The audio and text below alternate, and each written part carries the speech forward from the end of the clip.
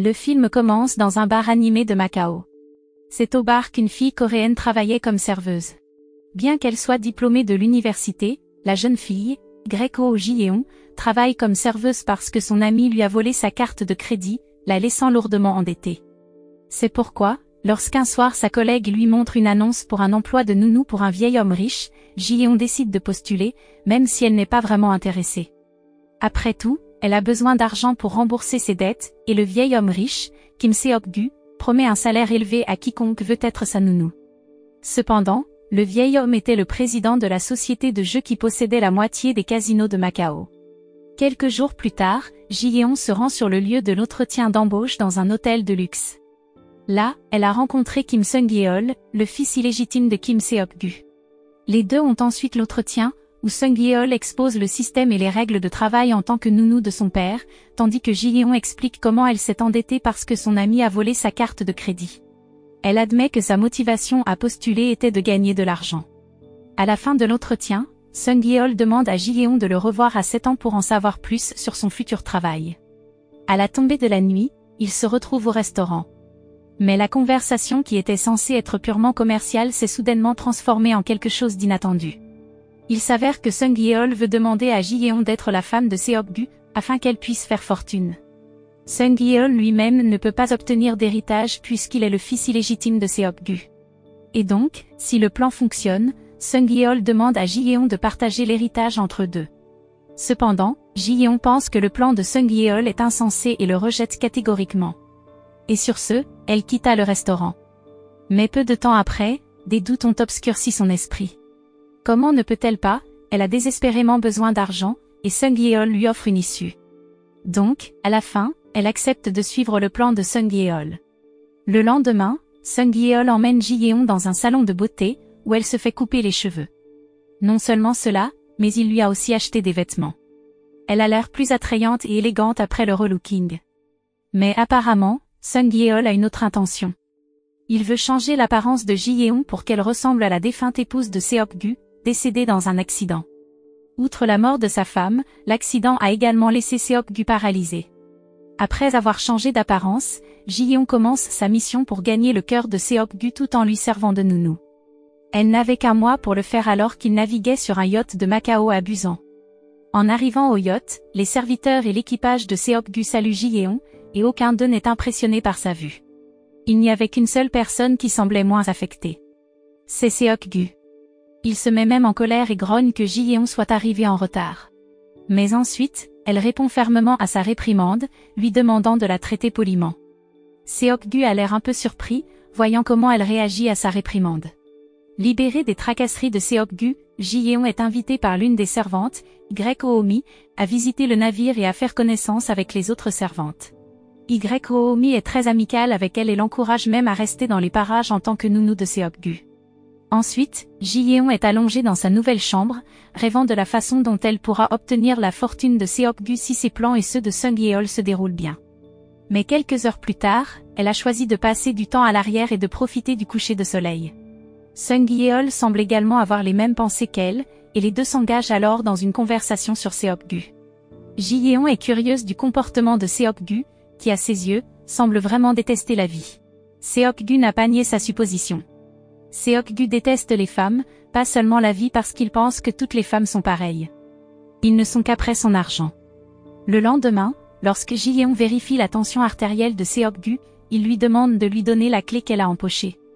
Mais sachant que la clé ouvrait le tiroir contenant les cigarettes, elle a refusé de la donner, ce qui l'a exaspérée. Il a ensuite offert son argent et un collier de diamants pour qu'elle lui remette la clé. Mais elle a persisté à refuser. C'est la première fois que Seok-gu se retrouve face à face avec quelqu'un qui a osé désobéir à ses ordres, et il déteste tellement ça qu'il ordonne à Ji-yeon de sortir de sa chambre. Mais alors qu'elle n'est qu'à quelques centimètres de la porte, il jette une assiette sur la porte, la prenant par surprise. Terrifiée, elle sort de sa chambre pour rencontrer Sung-yeol. Elle craint que Seok-gu ne la vire. Mais Sung-yeol la calme, disant que le jeu vient de commencer. Les jours passent et Ji-yeon joue très bien le rôle de la nounou. Et bien qu'il soit toujours hautain, Seok-gu commence à s'ouvrir à Ji-yeon. Il avait trouvé une nounou qui convenait à son type, quelqu'un qui est persistant et difficile, un peu comme sa défunte épouse. Ji-yeon peut même lui faire rejouer du piano, un passe-temps qu'il n'a plus pratiqué depuis la mort de sa famille dans un accident. Mais ironiquement, ce n'est pas Seok-gu que Ji-yeon aime. Elle commence secrètement à aimer Sung-yeol, car après tout, il est souvent près d'elle chaque fois qu'ils sont libérés de leur routine quotidienne. Quand elle a voulu se consoler une nuit, elle a cherché Sung-yeol. Ils ont ensuite discuté dans un coin tranquille du navire, suscitant des soupçons pour quiconque les a vus.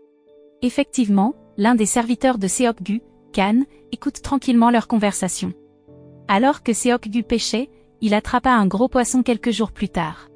Le poisson était si gros que Seok-gu a été traîné et a heurté le bord du navire.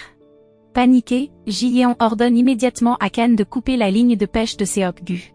Mais, au lieu de le remercier, Seok-gu s'en prend à Kan. En guise de punition, il a donné à Kan deux choix, sauter dans la mer et attraper le poisson, ou manger le morceau de viande qu'il a jeté par terre. Kan a choisi la deuxième option. Personne n'essaie d'arrêter Kan, à l'exception de Ji-yeon. Mais Seok-gu considère cela comme un défi contre lui. En conséquence, il expulse Ji-yeon de son yacht après lui avoir jeté des assiettes de nourriture, salissant ses vêtements. Ji-yeon descend enfin du yacht et reste dans un motel. Mais cette nuit-là, Sung-yeol vient dans sa chambre pour la persuader de revenir au yacht. Il menace même de lui trouver une remplaçante car Ji-yeon, fatigué du comportement de Seok-gu, refuse toujours de revenir. Pendant ce temps, Seok-gu ouvre un album de vieilles photos accompagné du capitaine du navire. Le capitaine dit que Ji-yeon ressemble beaucoup à la défunte épouse de Seok-gu, en ce sens qu'ils détestent tous les deux que Seok-gu agisse durement contre ses subordonnés. De manière inattendue, le lendemain, Seok-gu vient à Ji-yeon, non seulement pour l'inviter à revenir, mais aussi pour lui proposer. Sans avoir à réfléchir à deux fois, Ji-yeon accepte sa proposition. Lors de la nuit de noces, qui se déroule également sur un yacht, Seok-gu raconte à Ji-yeon l'histoire de Cendrillon. Il sent que Ji-yeon a quelque chose en commun avec Cendrillon, et à cause de cela, il l'appelle Cendrillon. Mais le surnom n'impressionne pas Ji-yeon car elle retrouve Sung-yeol à la poupe après la fête, et ils passent du bon temps ensemble. Le lendemain, à sa grande horreur, Ji-yeon trouve Seok-gu mort dans son lit, les yeux ouverts. Paniquée, elle couvre immédiatement son visage avec la couverture, puis appelle Sung-yeol. Peu de temps après, Sung-yeol arrive dans la pièce. En voyant le cadavre de son père, il explique que l'héritage ne sera obtenu qu'après avoir obtenu un certificat de décès abusant, ou vie Seok-gu. Entendre une explication sur le certificat de décès ne soulage pas l'anxiété de Ji-yeon. Après tout, ils ne savent pas encore qui a tué Seok-gu. Elle est même sur le point d'aller voir la police si seulement Sung-yeol ne l'arrête pas. Ils ne peuvent pas agir imprudemment, alors Sung-yeol suggère qu'ils couvrent la mort de Seok-gu et agissent normalement jusqu'à leur arrivée à Busan. Ensuite, ils habillent Seok-gu de manière à lui donner l'air d'être encore en vie. Mais les subordonnés de Seok-gu ne sont pas stupides. Ils soupçonnaient que quelque chose n'allait pas avec leur patron. Même le chauffeur de la famille Kim était méfiant. Quoi qu'il en soit, Ji-yeon fait de son mieux pour faire comme si tout allait bien. Elle raisonne que Seok-gu se tait et s'habille bizarrement parce qu'il a un rhume et veut se reposer. Par conséquent, elle n'a laissé personne le déranger ou le toucher. Lorsqu'ils arrivent à la résidence de la famille Kim à Busan, l'une des premières choses que Sung-yeol demande à Ji-yeon est de nourrir Seok-gu via un tube, afin qu'il puisse manipuler le moment de sa mort. Même si elle était submergée par la panique et la peur, elle a fait ce qu'on lui avait dit. Cependant, leurs actions sont finalement suspectées par la fidèle secrétaire de Seok-gu, Ijin, qui signale secrètement ses soupçons à la police. Quelque temps plus tard, Sung-yeol dit à Ji-yeon qu'il enverra son notaire de confiance pour faire établir un certificat de décès. Mais avant l'arrivée du notaire, la police que Ijin a appelée est arrivée en premier. Et le but de leur arrivée n'est autre que d'arrêter Ji-yeon pour meurtre contre Seok-gu. Dans la salle d'interrogatoire du poste de police, l'interrogateur lui montre le tuyau qui a été utilisé comme preuve qu'elle tentait de cacher la mort de Seok-gu. Acculée, elle demande à la police d'appeler Sung-yeol, car il peut expliquer ce qui s'est réellement passé. Sung-yeol a ensuite été convoqué, mais malheureusement, il l'a trahi. Devant la police, il accuse Ji-yeon d'être un tueur de sang-froid qui a coûté la vie à son père. Choquée d'avoir été trahie comme ça, elle tomba inconsciente. Lorsque Ji-yeon se réveille, elle trouve Sung-yeol à ses côtés, comme si rien ne s'était passé entre eux auparavant. Bien sûr, elle est en colère et s'interroge sur la raison de son mensonge. Tout en affichant un sourire sinistre et ennuyeux, Sung-yeol dit qu'il a tué Seok-gu. C'est vrai. Si Seok-gu meurt, son héritage ira à sa femme. Cependant, si sa femme s'avère inéligible pour recevoir l'héritage, Sung-yeol a le droit de le recevoir. Il avait planifié tout cela depuis le début, et Ji-yeon n'était rien de plus qu'un outil qu'il utilisait pour atteindre ses nobles objectifs. Ji-yeon est non seulement choquée d'entendre l'exposition de Sung Yeol, mais elle est également très déçue parce que l'homme qu'elle aime finit par la trahir. Comme si la situation ne pouvait pas empirer, Sung Yeol donne alors à la police un enregistrement vocal de Ji-yeon maudissant Seok-gu lorsqu'elle a été expulsée du yacht pour défendre Kan. Cependant, Ji-yeon n'a pas immédiatement abandonné. Elle pensa à Kan et aux gens autour de Seok-gu. Elle demande alors à la police de rencontrer Ijin. Lorsqu'ils se rencontrent enfin, Ji-yeon supplie Ijin d'être autorisé à assister aux funérailles de Seok-gu. Et comme on pouvait s'y attendre, il n'y a aucun moyen que Ijin accède à sa demande. Mais juste au moment où Ijin est sur le point de quitter la pièce, Ji-yeon lui raconte la version de Cendrillon de Seok-gu. Ijin s'arrêta de marcher dès qu'elle entendit cela.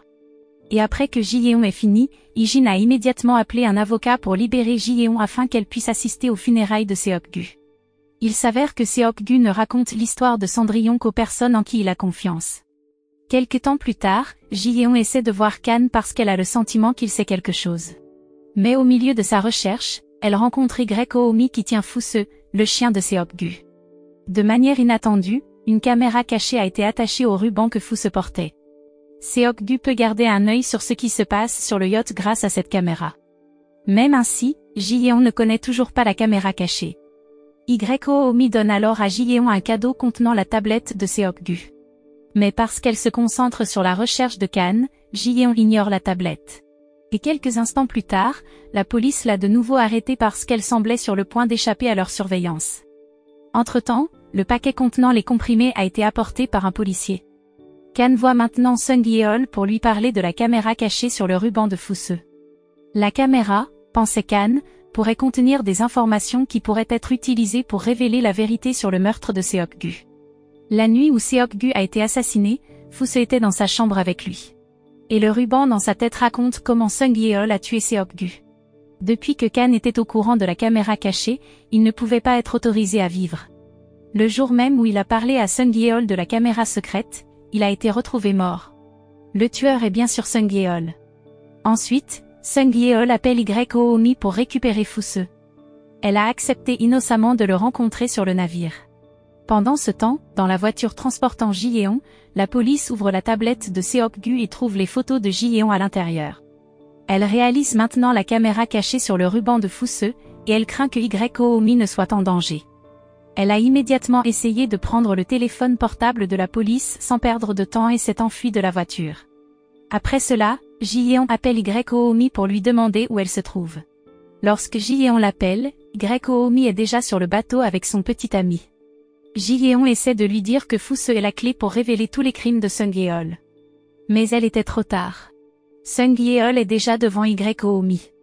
Il frappe alors le pauvre copain de Y-Oomi, qui ne sait vraiment rien.